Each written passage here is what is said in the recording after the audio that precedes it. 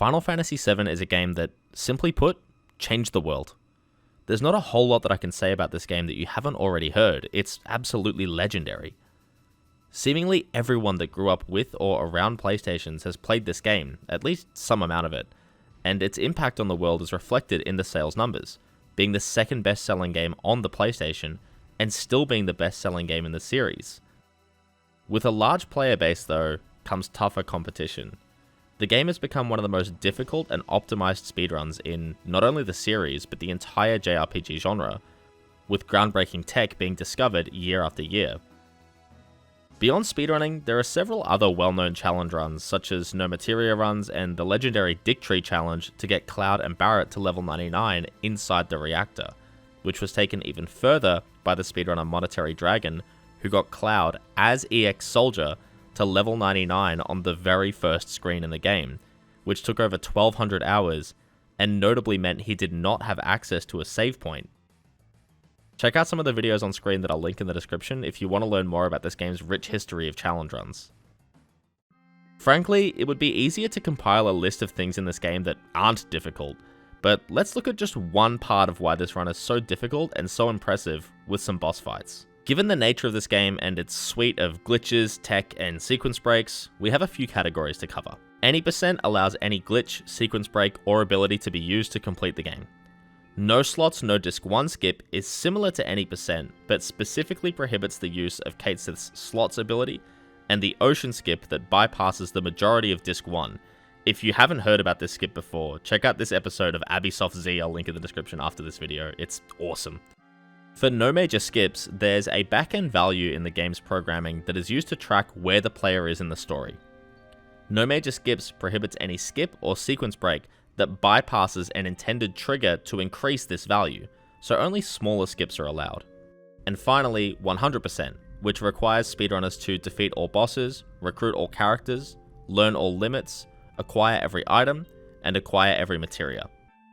There are, of course, other categories, especially on the PC version, but for the sake of this video, these categories should cover just about everything that we need to know.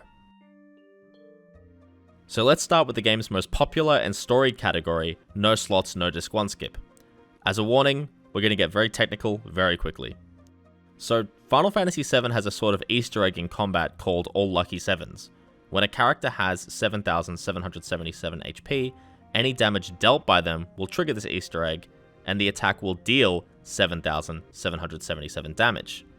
The Materia Keeper boss has 8,400 HP, and at this stage of a speedrun, the party is still weak enough to the point that grenades and molotovs are actually out-damaging the party's attacks. So trying to take out the Materia Keeper with molotovs would be incredibly expensive, and more importantly, incredibly slow. So the goal is to trigger the All Lucky Sevens Easter egg for this boss. Speedrunners will adjust their equipment and materia heading into the fight, and view the stat screen while they do, paying close attention to Cloud's magic and Tifa's strength. Once the fight starts, the enemy skill Big Guard is used as soon as possible to protect the party, as this can sometimes be a long fight. Cloud will cast Bio, hoping that the poison status applies to the boss. This is why speedrunners take note of Cloud's magic stat. They need to be aware of all the possible damage rolls they may see. If the poison doesn't stick, they'll heal the boss and try again. The goal is to do exactly 99 damage between the biocast and one Tifa attack. If runners over-damage, they can once again heal the boss and retry.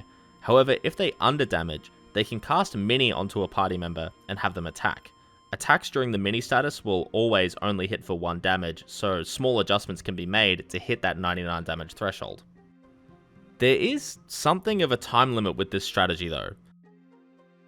If we take the 8,400 HP that the boss starts with, subtract the 99 damage from Cloud's bio and Tifa's attack, and subtract 2 ticks of poison, each dealing 262 damage, Materia Keeper is now at 7,777 HP. Since poison ticks are considered as self-damage, Materia Keeper will instantly die on its 3rd poison tick. So once the cast of Bio sticks that poison status, the clock starts ticking. Aside from already just being mechanically difficult, there are a few things that can go wrong here. Beyond issues with damage rolls, unfortunate timing can cause Materia Keeper to get a turn in before that 3rd poison tick, meaning whoever it decides to target won't survive the fight. There are ways to mitigate this. You can throw a potion on yourself or do a row change to waste some time. This means that on that third turn, the poison tick will always trigger before Materia Keeper's turn.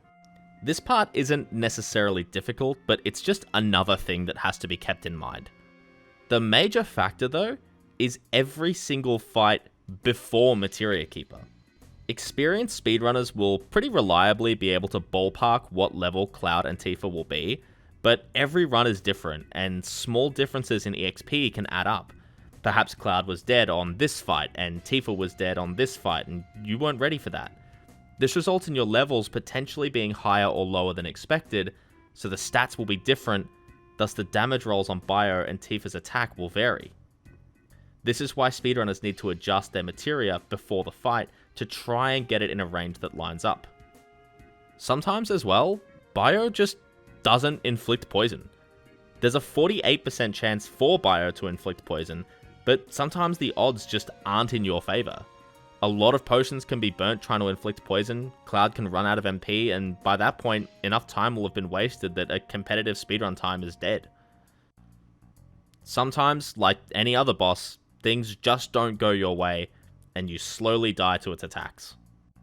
If you do make it through though, Demon's Gate is the next massive hurdle for runners to tackle. It has a suite of strong attacks that can even deal critical hit damage, and its Demon Rush counter that is triggered at 75, 50, and 25% HP remaining. Runners will spend some time getting the Yoshiyuki weapon in Rocket Town. This weapon has an interesting quirk where if a party member is dead, its power doubles, and if 2 party members are dead, its power triples. They'll also spend some time grabbing the Fury Ring in Gongaga. When equipped, it automatically casts Berserk on the wearer, making them automatically attack and giving a further 30% increase in damage. So the plan is actually quite simple. Have Aerith die early, either to Demon's Gate's attacks or to a Molotov to boost Cloud's damage. While he's attacking, use Cait Sith to ATB wait. For those unaware, ATB waiting involves sitting in a menu within a battle to prevent ATB bars from filling during animations. If one of your party members has a higher speed stat than an enemy, it doesn't necessarily mean you'll get more turns, since the enemy gains some ATB of their own during your attack. With enough of an advantage in speed over the enemy though, a player can use ATB waiting to effectively sneak in extra turns. Here's a quick demo using Final Fantasy IX's Steiner 1 fight as an example. The clip on the left does not ATB wait. The clip on the right does. Go for the high roll instead. That doesn't look good. Ah, damn it. That was a mistake. Yeah. Throughout dozens and dozens of fights in a 7 to 10 hour long speedrun, these small time saves can really add up. So going back to Final Fantasy VII, runners want to try and trigger the Demon's Rush counter as frequently and reliably as possible, for a few reasons. Obviously, seeing it more frequently means that you're killing the boss faster, but it's also a predictable attack. You're taking a bit more control of the fight rather than leaving things up to chance. Furthermore, before Demon's Gate does Demon's Rush, it spends a turn going into this sort of preparation stance, which gives even more time to deal damage. Relatively speaking, Demon's Rush doesn't do a massive amount of damage. It's a pretty tame attack compared to some of the other things that you can see. Aside from ATB waiting, Cait Sith can contribute to the fight a bit more meaningfully with things like Molotovs to help hit those counterattack thresholds, the dice limit, and of course the spiderweb item to cast slow. I'll admit, putting it like this may not sound very difficult, but the ATB waiting in Final Fantasy VII specifically is very difficult, and there's a laundry list of things that can go wrong. Critical hits at unfortunate times can be absolutely devastating, and yes, while I said Demon's Rush is quite a tame attack, it too can crit, turning it into a very scary attack.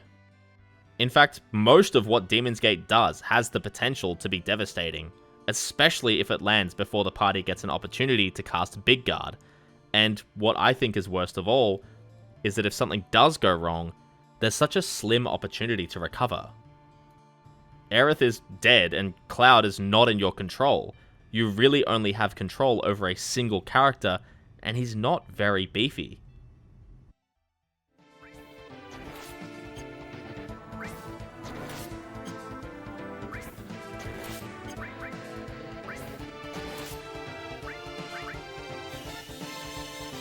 I hope this barrier doesn't miss.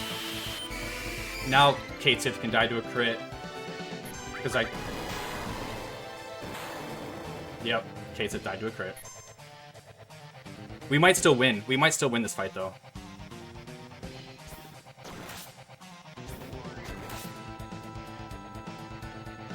I think he has to skip one more turn, though.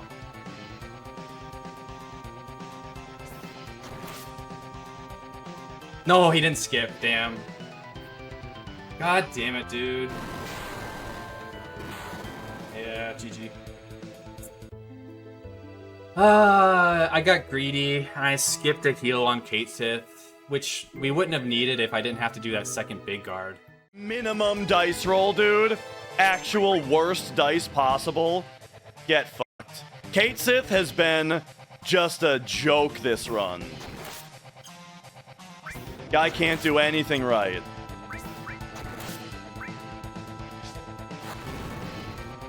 Oh my gosh.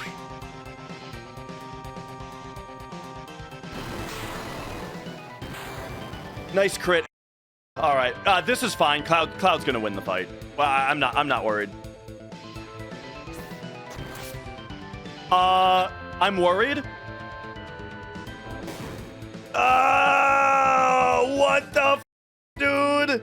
That 300 dice roll completely screwed me. Are you kidding me? Honestly, dying to Demon's Gate has kind of become the expected result. Getting past Demon's Gate is almost a pleasant surprise at this point. Now, just about every Final Fantasy speedrun has a particular moment where there's a notable, massive spike in your character's strength, where the damage output skyrockets to numbers that you never even dreamed of in casual playthroughs at this stage. Final Fantasy X has Tidus's massive strength boost in Macalania, Final Fantasy VIII has its card modding and time magic refining before the end of Disc 1, and Final Fantasy VII has the moment you learn the enemy skill Death Sentence. This is notable because of Tifa's weapon Power Soul. It gives a damage multiplier when Tifa is in certain conditions. At yellow HP, she will deal double damage. And with a status ailment, such as Doom, she gets a 4 times damage multiplier. And yes, these stack. So when combined with the ability Death Blow, this can create some incredible damage numbers. The Death Blow command is an attack that is a guaranteed critical hit, but it only has a third of the accuracy of a standard attack. Pair Death Blow with added cut, put Tifa in yellow HP, and cast Death Sentence on her, and you wind up with a command in your deck that is the potential for a critical hit, backed up by a regular attack, dealing 8 times the damage that it should be dealing. The damage is massive and the fights become fast, but they also become quite risky. One of the fights that best demonstrates this risk is the Twin Dragon fight.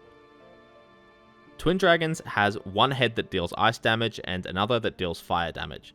Speedrunners have Tifa geared up to negate ice damage entirely, so they'll look to take out the fire head first. Big Guard, as always, needs to be cast as soon as possible. Tifa is set up for her 8 times damage multiplier, and now a very careful strategy begins. The Dragon's heads will cast Quake as a counterattack that will trigger in response after a certain amount of attacks connect. Every 5 attacks for the fire head, and every 6 attacks for the ice head. This means that every death blow has a chance to increment this counter once or twice, depending on if the initial inaccurate attack lands or not. Additionally, when one of the heads dies, another special counterattack is cast. Speedrunners look to heal Tifa in preparation for this counterattack, because if she dies to it, it takes a very long time to set her back up with Death Sentence and Big Guard and such. The second head is taken out with the same strategy, and while it is easier, yes, runners still need to be prepared for the counterattacks. So throughout this whole fight, there's such a delicate dance between keeping Tifa alive but at low health, ATB waiting while still keeping Cloud and Sid alive against the Twin Dragon's powerful attacks, managing the counterattack counters of their heads with the Death Blow cast, dealing with the fact that healing Tifa in preparation for the counterattack will reduce your damage, and not letting Big Guard run out. all the while the looming threat of time loss is in the back of your mind. It's so much to manage. I've only ever done a handful of Final Fantasy VII speedruns myself, so I'm no top runner by any stretch of the imagination, but this fight was absolutely the most difficult for me to learn personally. It's such a delicate fight, and any slip up can spell absolute disaster for the speedrun. The no major skip speedrun of Final Fantasy VII has quickly become one of my favourite categories, but it finds itself with an interesting dilemma. A lot of the major skips skip boss fights. When you can't do these, you're fighting more enemies, and naturally, the party's getting stronger. So no major skip speedrunners can actually get Tifa kitted out for that Power Soul strategy much earlier, and bypassing the NPC that gives the Yoshiyuki sword is a nice time save too. But again, those Deathblow fights are pretty risky. A lot of the bosses that you do have to fight in no major skips are actually quite easy, such as this boss in Cosmo Canyon that can be taken out with just an elixir for an instant kill. But bosses that are tough in other categories are still tough here. So let's go back to Demon's Gate to see the toughest. Since the damage output is higher and runners have more control of the party, they can more deliberately set Demon's Gate to those 75, 50, and 25% HP thresholds for the Demon's Rush counters. A mixture of death blows, attacks, and molotovs are used to carefully play around these counters. It should go without saying though that a strategy that relies on a character being on the brink of death is not necessarily a safe strategy, but it is fast. The main thing runners fear, once again, is critical hits. The strategy so heavily involves creating a predictable outcome, but you can't always be prepared for a critical hit. Tifa dying will cost a Phoenix down, a recast of Big Guard, and a recast of Death Sentence, during all of which Demon's Gate will be using its powerful suite of attacks. The 100% speedrun finds itself in its own dilemma when it comes to the Twin Dragon fight. It actually plays out identically to the fight that you'll see in other categories, with an interesting catch. Runners can steal the Protect Ring from this boss, an item that is necessary to the category's requirements, and this just so happens to be an incredibly efficient place to get that item. The steal only has around an 8% chance for success, which sounds a little bit worse than it is. It's still reasonable to get a first try steal, or at least a steal within a handful of attempts. There is, though, the relatively likely chance where the game simply doesn't behave and refuses to give you the ring. The odds are similar to Final Fantasy IX's Mage Masher for those familiar, except with a key issue. Do you remember that Quake counterattack that triggers after 5 or 6 hits depending on the head? Steal attempts actually contribute to those counters as well. Think back to that laundry list of issues I described at the fight, and then consider on top of it, this steal. It's something of a straw that breaks the camel's back, so to speak, and creates what is possibly one of the hardest fights across every category of the speedrun. But this is the 100% category. You want to see some super bosses, right? Some stuff that you'll only see in this category? Alright, let's look at the super boss. Anyone that got far enough into this game will recognize the Emerald Weapon as that massive enemy you saw underwater and either knew it was terrifying and ran away, or you tried to fight it and learned to fear it. There's something so cathartic about seeing a speedrunner just charge at it head on. This fight will take advantage of a very interesting materia, Mime. Mime will repeat whatever the last action was in battle. That means if a party member uses an item, for example, the next character can use Mime to duplicate that item and actually not spend one of the items from your inventory. It can also duplicate magic that failed due to insufficient MP, and most importantly, it can duplicate limits. Runners will put up Big Guard for some defensive aid, and use Mime to duplicate a few hero drinks onto Cloud, giving a great boost in offensive and defensive stats, and then after a Mega Elixir to heal back up, runners will do the first of many Omni Slashes. Omni Slash will be repeatedly mimed as the primary source of damage against this boss. This can create a few issues though. Once another action is selected, the Omni Slash chain will be broken. Emerald Weapon has been slowed by a spiderweb at this point, but if it does repeatedly attack party members that aren't Cloud, and the runner needs to heal, they'll find themselves in a situation where Cloud has no limit bar, and something has been used that isn't Omni Slash. Runners would then need to wait for Cloud to take some damage, and build a limit back up to restart the Omni Slash chain. Emerald Weapon has 1 million HP, with Omni Slash hitting 15 times for 9,999 per hit. 7 Omni Slashes are required for a kill, or 6 Omni Slashes and a handful of double cuts.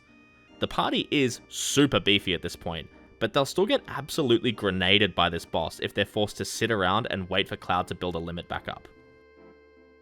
There's another issue here that's a bit more of a unique one, which is fatigue.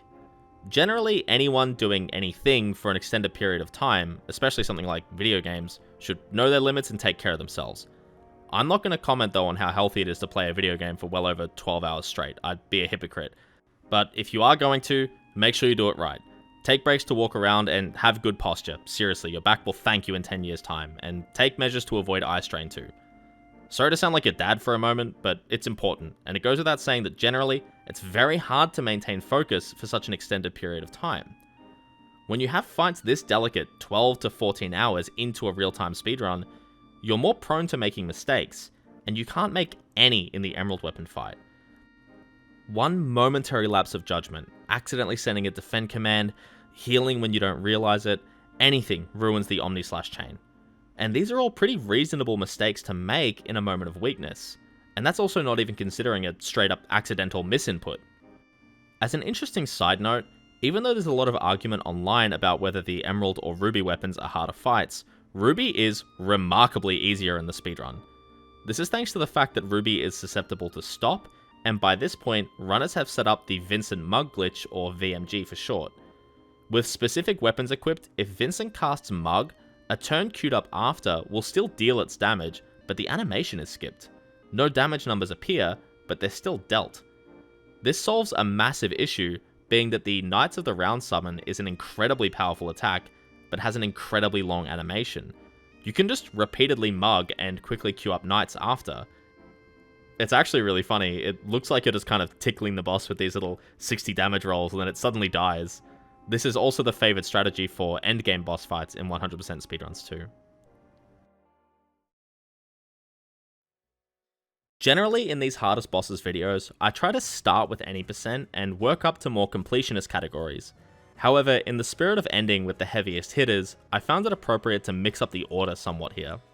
Final Fantasy VII's any percent category boasts some of the toughest fights across all categories. As a reminder, in No Slots No Disc 1 skip, up until you reach Palmer, your party is still weak enough to the degree that Molotovs are still outdamaging your party's attacks. Well, Disc 1 skip effectively takes you from the exit of Midgar to the City of the Ancients where the final Jenova fight in Disc 1 is. Needless to say, without the opportunity to get those strong weapons, materia, and most of all XP from all the sections that you skipped, your party is incredibly weak. This skip saves well over an hour and a half, but the setbacks are made clear instantly. The very next fight is Jenova Life, which only uses elemental water attacks, and they all cost MP, which Jenova cannot restore. Once it runs out of MP, it actually can't do anything. So the strategy is to have Cloud equip the Water Ring to absorb all the water damage, and just wait for the boss to run out of MP. After that, runners revive the rest of the party, and slowly drop its health with attacks. It takes quite a while for any percent runners to catch back up to where they can start using similar strategies to other categories, but a lot of fights involve just waiting for a boss to run out of MP and slowly killing it. Some of these are more difficult and risky than others, but carry armor is one of the scariest fights. The game plan is similar to what we've seen before. Set Tifa up with the Curse Ring and yellow HP, death blows and ATB weight tricking to get as many death blows in as possible. Carry armor is incredibly fast though, to the degree that I actually thought it was hard-coded to get turn 1, similar to some other bosses in the series. As is with most other fights though, runners need to put up big guard as soon as possible to be able to survive a lot of its attacks. Since it's very likely to get a turn in before this though, it has some devastating ones. Arm grab is bad regardless of who it targets. If it targets Tifa, there goes your damage source, and if it targets someone else, there's a character gone who can help you recover from any unfortunate situations that you will probably be put in very soon. The scariest opener though is Lapis Laser, an incredibly strong full party attack that can occasionally be repeated, which pretty much guarantees a game over.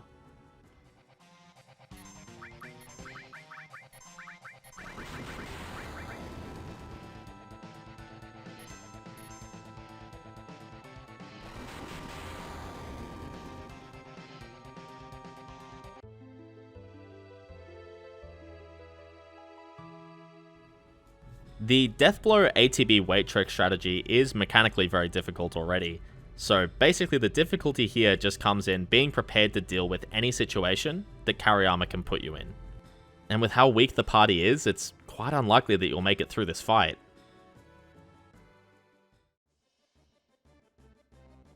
Diamond Weapon is also an incredibly tough fight. This is one of the few fights that I'm aware of where Final Fantasy VII speedrunners will actually reduce their battle speed to make the fight easier. The fight is a lot of what we've seen so far. Curse Ring, yellow HP, death blows, ATB waiting. In some fights, cross slash can be used to paralyze a boss, causing death blow to land guaranteed hits. However, Diamond Weapon is immune to stop, so these death blows are up to chance entirely. This is incredibly unfortunate though, because there is a very literal time limit in this fight before Diamond Weapon uses its super attack that results in a game over. In most other Deathblow fights, Deathblow's landing is just fast. However, to win this fight, runners need some amount of Deathblows to land. And remember, they only have 1/3 of the accuracy that they're meant to. Most of what Diamond Weapon does, if it targets Tifa, will KO her. This is why in other categories, runners will pick up the long range materia, which allows a party member to be in the back row with the extra defense, but still deal damage as if they were in the front row. It's a safety measure for fights just like this one. In no slots, no disc 1 skip runs, this can optionally be skipped to save well over a minute of time, at the cost of some very, very risky fights in the late game, such as this.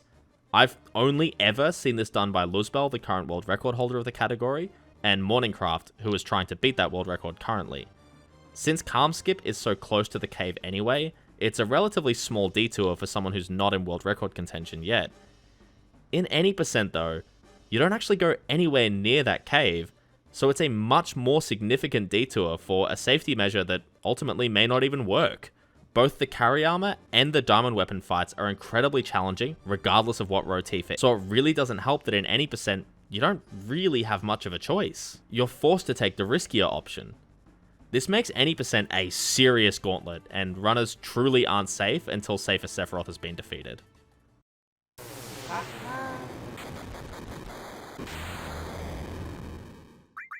I can't believe it. Oh, hell! What?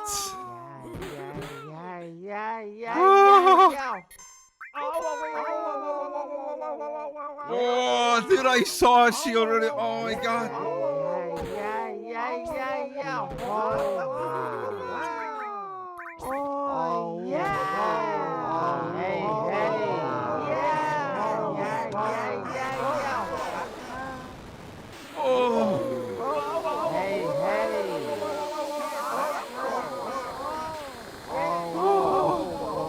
It's over.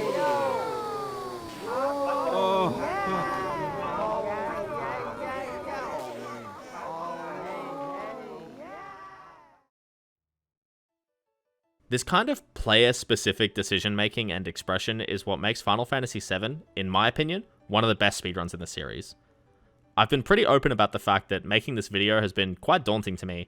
There's a lot to talk about, and the people who have taken the time to help me out with this video have been incredibly kind and incredibly patient, and I hope that this entry in the series is done right by them. If you enjoyed this video, there's a lot more to learn. Again, bosses are only a small piece of the puzzle that makes the Final Fantasy VII speedruns so incredible. Thank you to the Final Fantasy VII runners that helped with this video. I've linked them all in the description, so please go and show them some love. And thank you as well for watching. I want to apologize about the lack of videos lately. I was busy chasing the Final Fantasy VIII 80% world record, which was an incredibly tense race between myself and Cordelium, but I barely snuck in and got the world record on the 18th of September with a time of 8:18:26, which was beaten about a day and a half later by Cordelium with a time of 8:18:20. I'm really proud that I was able to hold the world record, if only for a day or so GG's to Cord.